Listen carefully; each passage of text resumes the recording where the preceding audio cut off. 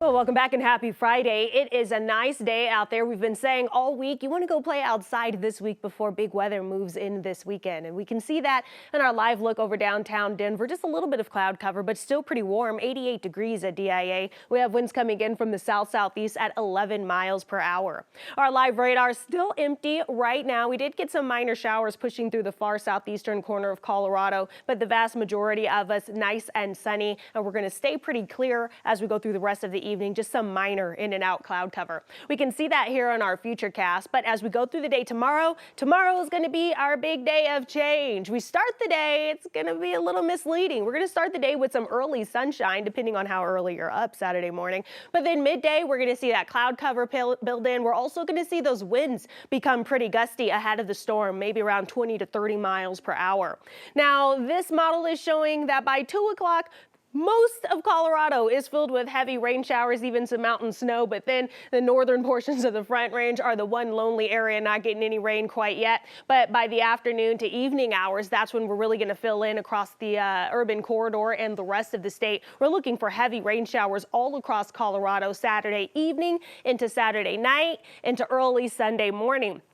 Off to the west, rain showers turn into heavy snow across central and northern portions of the high country. But then take a look at these deep colors across northern portions of the Front Range and eastern plains during the overnight hours and into early Sunday morning. A lot of rain there before this system moves its way out midday Sunday. So now we zoom in a bit and take a look at a different model. This one puts the rain in a little later in the afternoon, but all in all, we're still going to see some heavy rain showers Saturday evening into Sunday morning. This model is showing by even 5, 6, 7 o'clock. Just some very spotty rain showers across the urban corridor, heavier to the west, and it's not going to fill in on this model until around 9, 10, 11 o'clock, where we're going to see those heavier showers across Denver, northward through Fort Collins, and all across the Front Range and eastern plains. All of this again moves out midday Sunday. So we are expecting a lot of water from this. Most of the Front Range could see anywhere from ½ an inch to an inch of rainfall by Sunday afternoon. To the south, some heavier storms are possible across far southern portions of the I-25 corridor into the San Luis Valley here. We do have a marginal risk for severe weather. The biggest impacts here are just going to be those gusty winds, maybe some lightning and thunder, and of course those heavy downpours. Now let's transition from rain into snow. We could see a few inches of heavy wet snow into the foothills and high country by Sunday afternoon. Most of the area can expect between 2 to 5 inches of snow, but then some areas are looking to see even higher totals than that, like in Eldora. So we do have winter weather advisories that have been issued from midday Saturday to midday Sunday. This is mostly going to be Rocky Mountain National Park, mountains of Summit County, Mosquito Range, Indian Peaks. These areas are looking for 4 to 9 inches of snow, and then the higher elevations of Pikes Peak could see around 4 to 11 inches of snow by midday Sunday.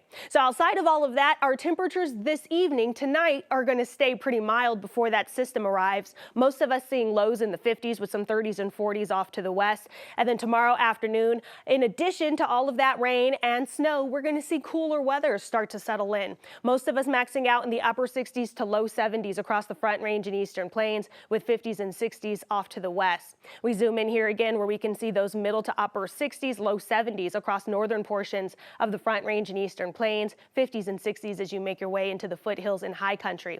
So we have a couple of weather impact days that have been issued. You'll notice they're 2 half days. It's going to be the second half of our Saturday into the first half of our Sunday. Our biggest impacts behind these days are going to be the heavy rainfall and the mountain snow. We're also going to watch for some reduced travel in the high country. If you do have those weekend plans to go up to the mountains, you want to make sure you're monitoring those road conditions. Ahead of the storm, we're looking for those gusty winds Saturday as well. Monday, we're looking for more lighter rain showers during the afternoon and evening hours, but then by the middle to end of next week, more sunshine and seasonal weather in our forecast.